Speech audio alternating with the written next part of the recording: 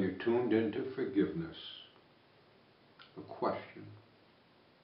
How in heaven's name can Jesus, who is being crucified, turn around and say, forgive them, for they don't know what they're doing?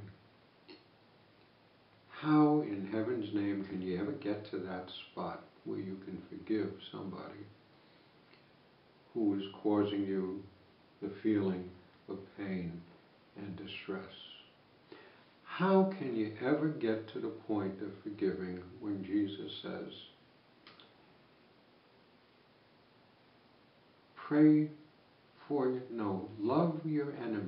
love your enemies, and pray for those who persecute you.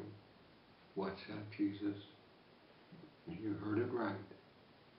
Love your enemies, and pray for those who persecute you. How can you get to this kind of a point in forgiveness? What did he have? Jesus, what you got that I ain't got? How do you do that kind of a thing? Well, if you hear Jesus state, forgive them because they don't know what they're doing. If you want to condemn somebody for what they're doing, even though they don't know what they're doing, you're also saying of yourself that we shouldn't forgive you when you don't know what you're doing.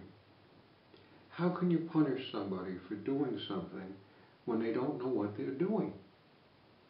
How can you put that together? It doesn't make sense. What kind of a God is it who, if he said to you, how much is 2 plus 2? 5. That's it. You're going to hell for all eternity. For what? Because you didn't know that 2 plus 2 was 4. Well, I didn't know it. Too bad you didn't know it. You're going to hell because you didn't know it. It doesn't make sense. I mean, what kind of a God is it who punishes you for something that you have no idea what you're doing, you don't know why you're doing it, you're out of control, you are, frankly, out of your mind. We use that phrase, you're out of your mind. You're out of the mind that can understand. You're out of your mind.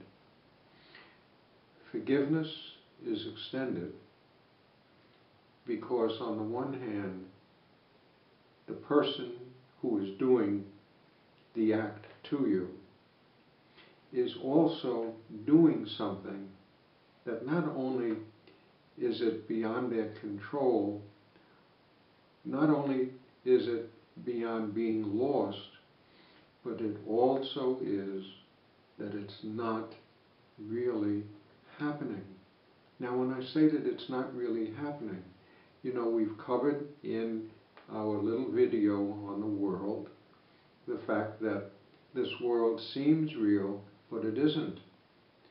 And that when you see the other world that is real, you know that this world is an imagination.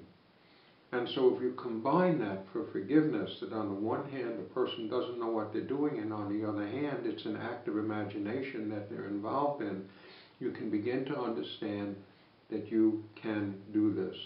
And indeed, I'm noticing with myself that I'm getting to the point where I simply know that when I do something that is wrong, that it is forgivable in the sense that I'm out of my mind. Because when I'm in my right mind, which is a loving mind, I don't do those things. But when I'm not in my loving mind, and I'm in the mind of the human, fearful mind, and I'm protecting myself because I feel you're threatening me in some way, if I'm in that mind, I have unforgiveness. But if I'm not in that mind, there's forgiveness. You're just lost, and in actuality, nothing is really happening because a world of illusion is simply a dream. It's simply an imagination. Even though we're feeling it because we are in this world, and we are in that mind and we feel it. Jesus felt his crucifixion.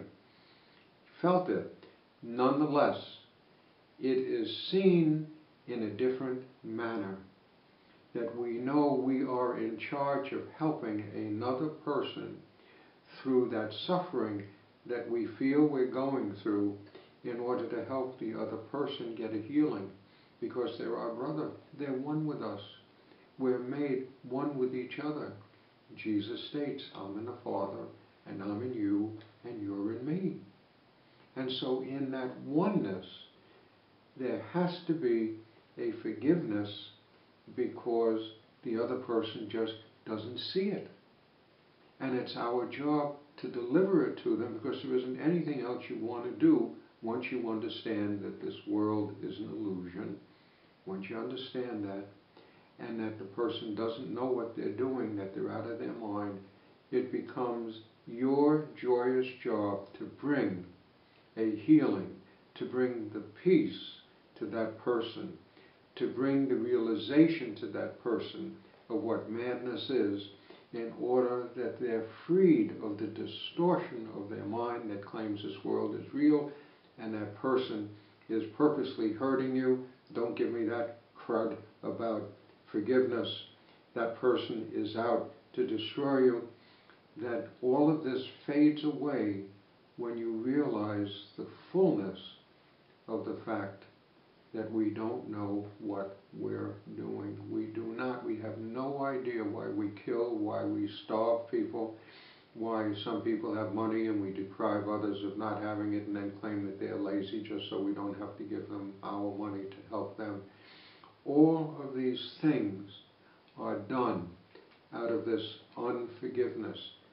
All of this is done because we are afraid of forgiving and of risking the fact that we could get hurt. But when you realize that this is an imagined hurt, it's like a dream. You've had a dream, haven't you? I used to, when I was a kid, for instance, I had a very consistent dream. There was some kind of an animal that was chasing me. And I was running, and it's behind me, and it's behind me, and it's behind me. And finally, sure enough, it bites me on my behind. And I fall out of bed and wake up and thank heavens to Betsy, it's a dream. It was a dream. It was always, but when I was going through that dream sure seemed real. And this world sure seems real. But when you have spotted the fact that it is not real, when you have seen the fact that it is an illusion, it is a made-up world. Remember, we talked about the fact you want to be God, that you're going to have to make your own world and be your own God, your own creator of it, and we made a rather lousy world filled with fear. But it seems real, and when you think it's real, you're unforgiving. But when you see what's going on, that it's all a bunch of madness, you don't want to be mad and crazy with others and feel what they feel. You bring in, both to yourself and to others, the peace of God by being able to realize you just need to help them realize they're defending themselves. They just need to realize that they're defending something that is not true about themselves. They're immortal beings. There is nothing that a person can do to you. You know, if you took a bazooka and you aim it at God, boom, you blow a hole through God. What happens? Nothing. Because it's all spirit.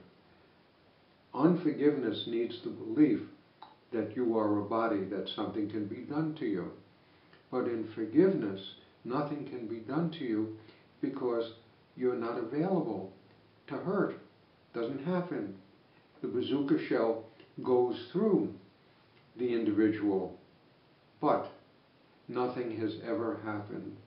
And because of that, that's how Jesus and ourselves can practice forgiveness, because nothing ever happened, and all it is just madness, and we will not be as crazy as another person and be miserable by being mad along with them.